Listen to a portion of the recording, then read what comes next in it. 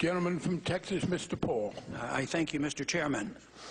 The Federal Reserve Transparency Act, which has passed the House already, is something that the Federal Reserve obviously has been opposed to.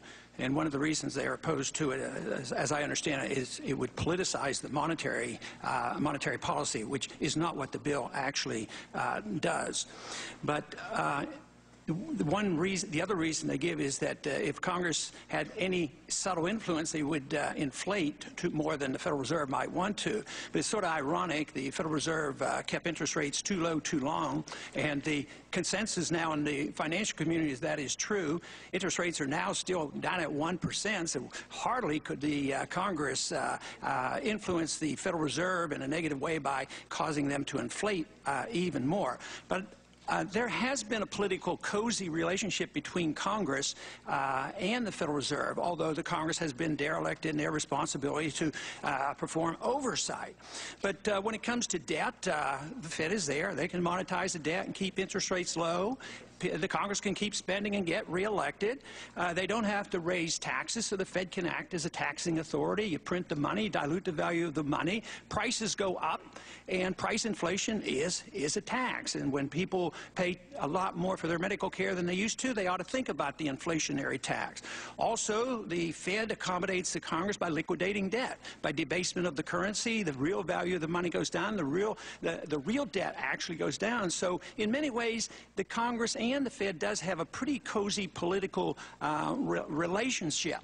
But I would like to get to more specifics on the transparency bill, because it has been reported in the past that during the 1980s that the Fed actually facilitated a $5.5 billion loan to Saddam Hussein, and he then bought weapons from our military-industrial complex, and also that is when he invested in a nuclear reactor.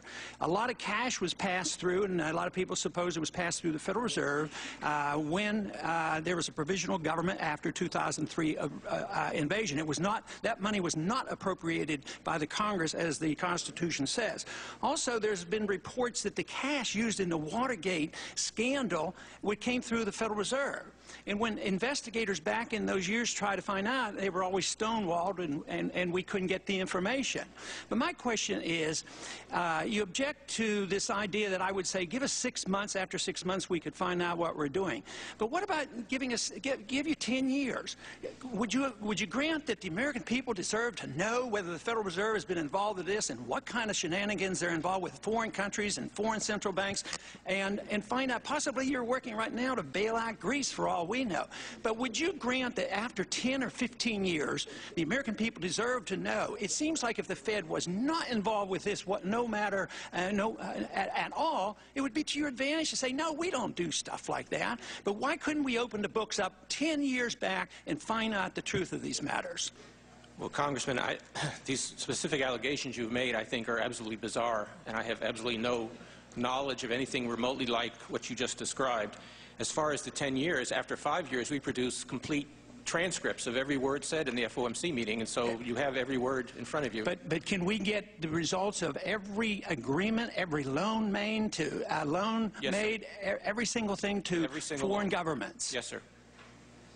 Well, I'll tell you what, there's been a lot of information. When this came out in the early years, they did have an effort, and the Federal Reserve never participated in this. And it's easily covered up. But I think eventually, though, because this system is not viable, and that it is this cozy relationship, that we will get to the point where something will have to be done about this financial system. So as long as we continue this cover-up, and quite frankly, I do not believe that the real effort to facilitate some of these things that have been done in the past would become available to us, because it is in the interest of the Federal Reserve to make sure that the people don't know. And right now, today, is it quite possible that, have you talked with any international groups about us participating in a bailout of Greece?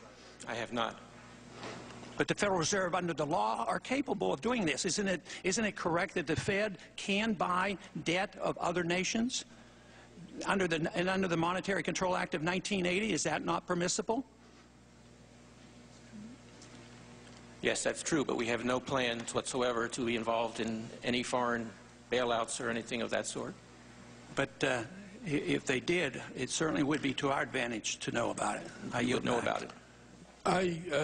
Gentleman's time's expired. I recognize the gentleman from Pennsylvania, but I do pledge this committee will look into the allegation that under Presidents Reagan and Nixon, the Federal Reserve was engaged in those activities. The gentleman said that during the 80s, the Federal Reserve lent money to Saddam Hussein, and during Watergate they did this, and I certainly agree that we should look into what might have happened under those two presidencies. The gentleman from Pennsylvania.